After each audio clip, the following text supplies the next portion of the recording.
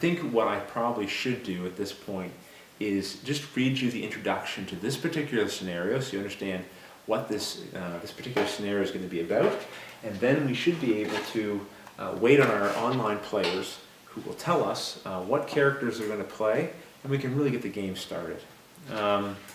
So here's the story so far. This particular scenario is called The Inner Sanctum, and it's story number 2. The story so far. You hold the letter in your hand, still shaken and bewildered. It had been years since you'd heard from Professor Marie LeBlanc. You'd been through some chilling adventures together, and she'd saved your life on more than one occasion. Her note made it clear that, this time, she needed you to save hers. You steady your hand and reread the letter. If you are reading this, then I am already dead, or worse. Since you're holding this letter, it means that my assistant has not heard from me in at least a week. I was hoping it would never come to this, but you are now my plan C, my only hope for survival, and more importantly, all that stands in the way of a monstrous conspiracy.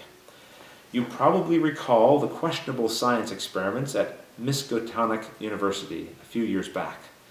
Things quickly got out of control, but somehow you saved a lot of lives that day. I unfortunately must ask even more of you this time. A couple of years ago, I retired and moved to a lazy country home near the town of Dunwich. Things were relaxing and uneventful until a few months ago. That is when the disappearances started. At first it was farm animals, chickens and sheep vanishing in the middle of the night. Then last month, people started to vanish, mostly young women. The sheriff is a bumbling idiot, so I took it upon myself to get to the bottom of this mystery. As I dug deeper, I found strange occurrences happening late at night in the old monastery. The old bell would ring at the witching hour, and shadowy figures were seen entering long after dark.